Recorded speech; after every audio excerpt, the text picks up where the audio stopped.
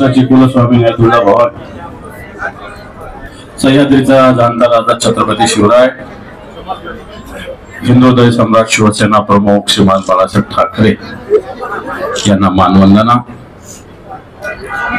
आजच्या या महाविकास आघाडीच्या आणि आदरणीय खैरे साहेबांच्या प्रचार कार्यालयासाठी उपस्थित असलेले, ज्यांना सौ दाऊद आणि एक राऊत म्हणून ओळखलं जातं ते आदरणीय संजय राऊत साहेब, शिवसेना नेते माननीय चंद्रकांतजी खैरे साहेब, आदरणीय बाबुरावजी कदम साहेब,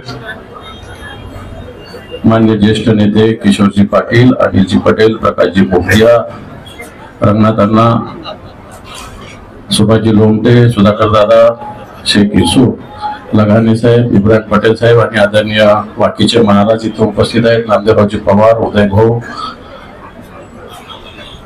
सर्व नाव अर्ध्या लोकांचे घेता येईल, मला काय 100% लोकांचे घेता येईल समोर बसलेल्यापैकी।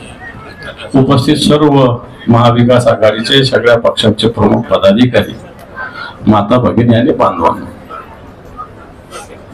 खरं तर राऊत साहेबांना ऐकायला आपण सगळे आलेलो, त्यामुळं नंदू साहेब म्हणले आपल्या शैलीत आपली शैली अजून महिनाभर आपल्याला दाखवायची, कारण यांना थैलीत आपल्याला बंद करायचंय समोरच्यांना,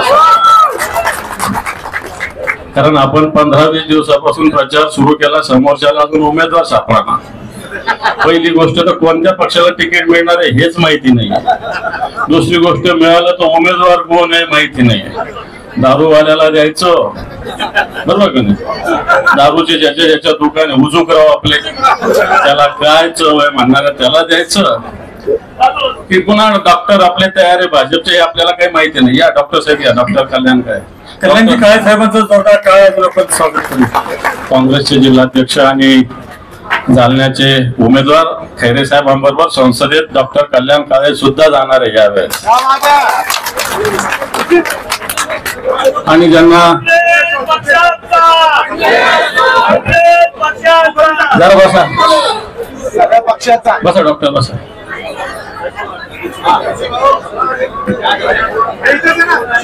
ऋषी कल्याण काळे साहेबांचा सत्कार करण्याचा, ऋषी खैरे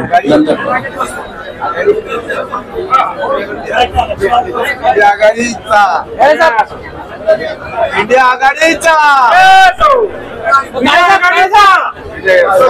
महाविकास आघाडीचा, महाविकास आघाडीचा स्वागत।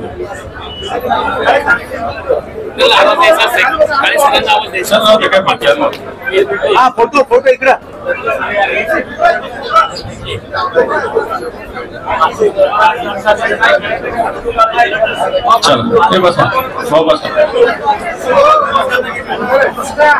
आणि समोरच्यांना अजून उमेदवार भेटत नाही, हा लढणार का तो लढणार, जो पण लढणार तो पडणार, एवढं लक्षात ठेवा। आणि म्हणून आता ज्याला ज्याला लढायची इच्छा आहे ते घरात आरामशीर बसलेले आहेत, एसी मध्ये हवा खात, पण हा संभाजीनगर शिवसेना प्रमुखाच्या विचारांचा सातत्यानं बालेकिल्ला राहिलेला आहे, आणि शिवसेनेसोबत आता अनिल पटेल साहेबांनी सांगितलं की तुम्हीच भारतीय जनता पार्टीला मोठं केलं, मला वाटतं शिवसेना आहे, ज्याला मोठं करता येतं त्याला छोटं सुद्धा करायला शिवसेनेला चांगलं जमतं, आणि म्हणून येणाऱ्या काळामध्ये जी लढत आपली होणार आहे संभाजीनगरची, मला असं वाटतं समोरच्याला उमेदवार भेटत नाहीये, आता तू तू तू लढ तू लढ तू लढ असं चालू आहे, मी लढतो कोणी म्हणत नाही, तू लढ चालू आहे, आणि याला कारणही तसे आहेत। उद्धवजींच्या सरकारच्या नंतर या संभाजीनगरामध्ये या गद्दारांचं राज्य आलं, उद्धवजींचं सरकार असताना या शहरासाठी तब्बल 2100 कोटी रुपये निधी आपण आणलेला होता, या 2100 कोटीमध्ये पिण्याच्या पाण्याची योजना उद्धवजींना स्वतः उद्घाटन करून, स्वतः पाहणी करून, दररोज देखरेख ठेवून पाण्याच्या लाईनचं काम सुरू होतं, या शहरात वॉटर ट्रीटमेंट प्लांट केलं, या शहरात सिवरेज प्लांट केलं, या शहरात सफारी पार्कची सुरुवात झाली, या शहरात शिवसेना प्रमुखाचं स्मारक होतंय, या शहरात जवळपास 40,000 LED लाईट्स लावले गेले. या शहरातले रस्ते दुपदरीचे 4 पदरी झाले, अनेक उद्यानं विकसित झाले आणि हे सगळं शिवसेनेनं केलेलं आहे. लक्षात ठेवा, शिवसेनेचा महापौर असताना 2 दिवसाला 3 दिवसाला पाणी होतं. इथं नंदकुमार घोडेले, कलाताई ओझा महापौर राहिलेला. 2 दिवसाला 3 दिवसाला पाणी येत असताना हे हरामखोर लोक आक्रोश मोर्चा करत होते. आक्रोश मोर्चा आता 8 दिवसाला आणि 9 दिवसाला पाणी येतं. यांचा आक्रोश, यांच्या डोक्यात यांचे हांडे आपल्याला घालावे लागणार आहे. लक्षात ठेवा, कारण जी समांतर जलवाणी त्या खैरे साहेबांच्या प्रयत्नानं मनमोहन सिंग पंतप्रधान असताना, खरं तर काँग्रेसला श्रेय घेता येत नाही बऱ्याच कामाचं. खरंच घेता येत नाही काँग्रेसला, खरंच घेता येत नाही. खूप केलं काँग्रेसवाले, पण बोलतच नाही लोक. म्हणजे सोलापूर धुळे रस्ते मला आठवतं, मी खैरे साहेबांबरोबर जात होतो. मणिशंकर अय्यर, ऑस्कर फर्नांडिस त्यावेळेस मंत्री होते, त्यांच्याकडे जात होतो. त्यावेळेस सोलापूर आणि धुळे मंजूर झालाय. तुम्ही बोलतच नाही काँग्रेसचे लोक कधीच.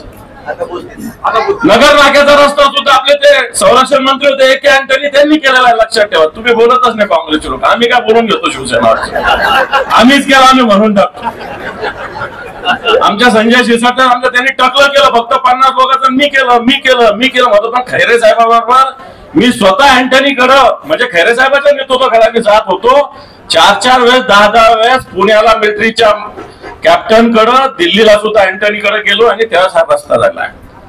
सोलापूर धुळे सुद्धा हा रस्ता जो झालेला आहे, जे आपले ऑस्कर फर्नांडिस काँग्रेसचे नेते होते त्यांच्यामुळे झाला. लक्षात ठेवा, आता हे लोक नितीन गडकरी येऊन भाजपाला, पण नितीन गडकरीनं या ठिकाणी अटलजीच्या वाढदिवसाच्या दिवशी 8,000 कोटी रुपयाची कोण शिला लावली होती. 80 कोटीचं सुद्धा काम हे भारतीय जनता पार्टी करू शकलं नाही.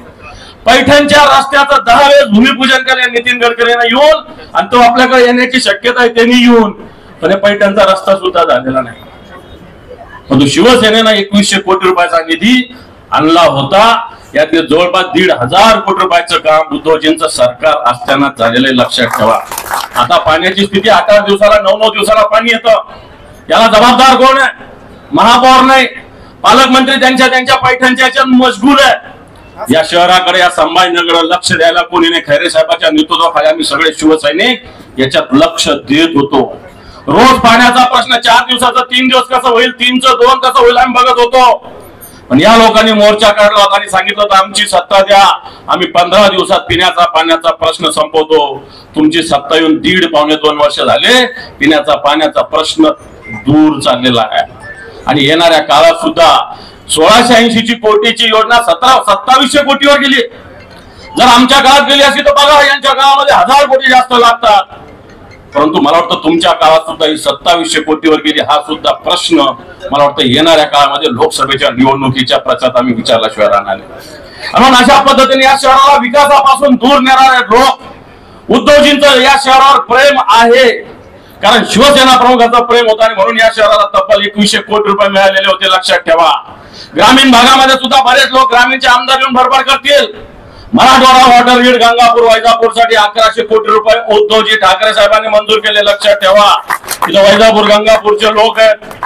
कन्नडसाठी सुद्धा उदय सिंग राजपूत सातत्यानं लढा देत होते. या मतदारसंघात सुद्धा 700-800 कोटी रुपयाचा निधी उद्धवजींच्या काळात आलेला. लक्षात ठेवा, म्हणून या जिल्ह्याचा सर्वांगीण विकास करत असताना आता ते भुमरे सुद्धा म्हणतात ती योजना, उपसा जलसिंचन योजना मावस गावांची, हिचा सुद्धा मराठवाडा वॉटर ग्रीड मध्ये सगळ्यात आधी 276 कोटी मंजूर कोणी केले होते, तर ते उद्धवजी ठाकरे साहेबांनी मंजूर केले. लक्षात ठेवा, म्हणून मला असं वाटतं या सगळ्या गोष्टी लक्षात ठेवण्याची आवश्यकता आहे आगामी काळामध्ये. आणि दुसरा तो आपला पोपट जो यमानचा खासदार, आपण त्याला बोलतच नाही, आपण यांच्यावरच बोलतो.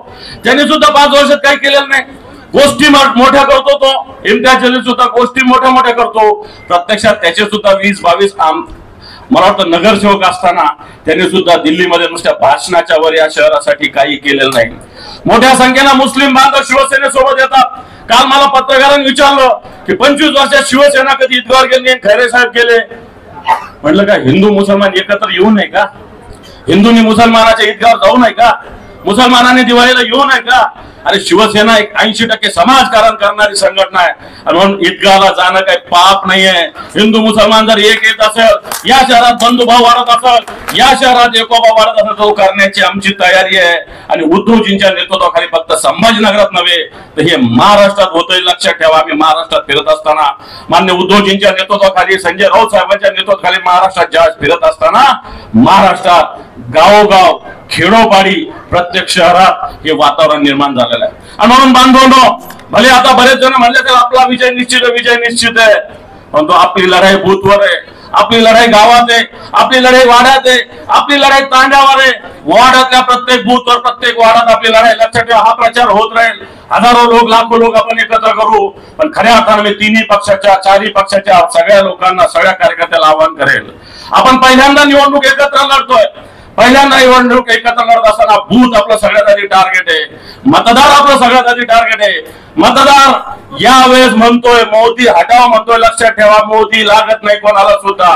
मोदी 400 पार म्हणत असेल, पण हा मोदी तडीपार आपल्याला करायचा आहे. ही भारतीय जनता पार्टी तडीपार करायची. आणि ज्यावेळेस ही भारतीय जनता पार्टी तडीपार होईल, हा मोदी तडीपार होईल, त्या संभाजीनगरचा एक भगवा ध्वज घेऊन खैरे साहेबांसारखा लोकप्रतिनिधी दिल्लीत जाण्यासाठी आपण सगळे मिळून प्रयत्न करण्याचा संकल्प करूया. एवढं सांगतो. खैरे साहेबांना शुभेच्छा देतो. थांबतो. जय हिंद, जय महाराष्ट्र. धन्यवाद.